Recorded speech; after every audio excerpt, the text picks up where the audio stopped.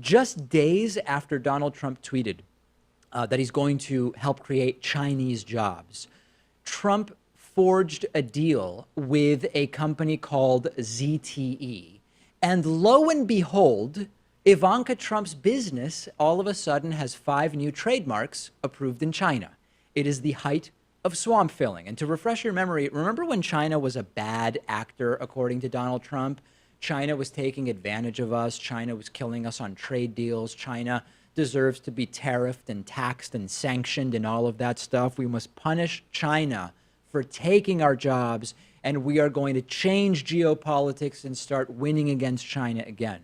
Well, 2 weeks ago, all of a sudden, Donald Trump wanted to help China. He wanted to help China get jobs back, and this went back to American sanctions of a Chinese company called ZTE, which had been fined for selling illegally to Iran and North Korea.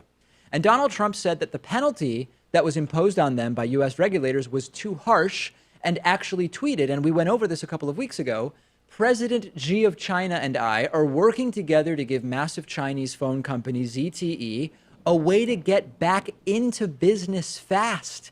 Too many jobs in China lost. Commerce Department has been instructed to get it done. It was very weird.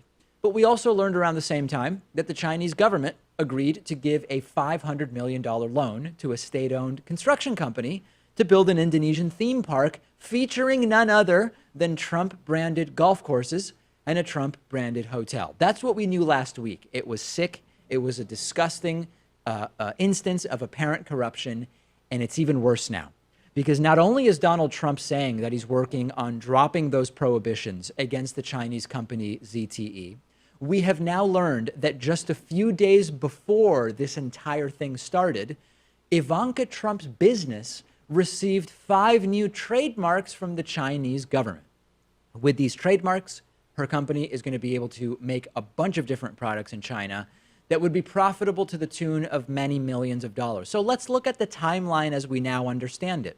For years, Trump says China is bad, but like really, really bad. On May 7th, Ivanka Trump's company is granted 5 new Chinese trademarks.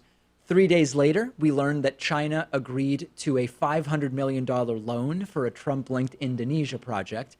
And then on May 13th, Donald Trump all of a sudden starts tweeting support for Chinese jobs.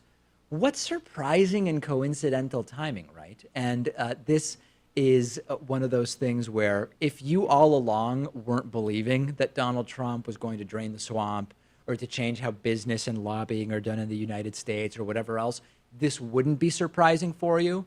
If you fell for Trump's BS, then maybe you would be disturbed by this, but I'm actually worried that it will have no impact, because the real tragedy here is that the Trumpists won't really care.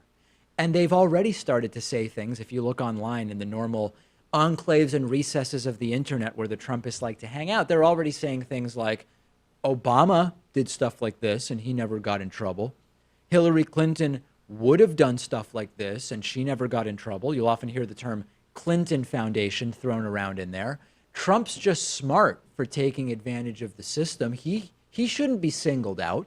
And of course, my only commentary on that is vote in November, because there is no other way forward when it comes to this stuff. We are not going to see Trumpists hold Trump accountable for this. And I don't even think we are going to see regulators hold Trump accountable for this stuff. The only way forward is to vote in November, and I hope that you will. And I know you're probably sick of hearing me say it, but I'm going to have to keep saying it. And Pat is very sick of hearing me say it. That I can assure you. We're going to have to say it more and more, though. I know we are. And I've been saying it off air as well. Like, I'll come in the morning and talk to Pat about how he needs to vote in November. Please vote in November, and you can discuss this and any other story with us on our Reddit, on our subreddit at davidpakman.com/REDDIT. Today's episode of the program is made possible in part by Cody, a new innovative cryptocurrency and online payment platform that's setting out to revolutionize how payments are sent and received online.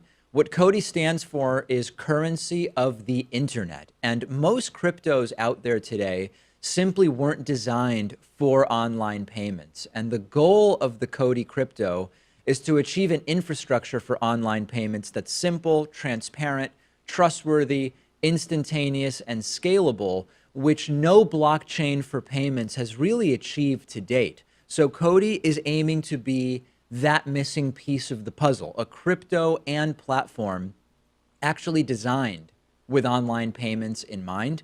If you're watching this on YouTube, you can find out more about Cody and their ICO by using the links below the video. This is not financial advice and should not be interpreted as such, and everybody should do their own research on any project that they're interested in.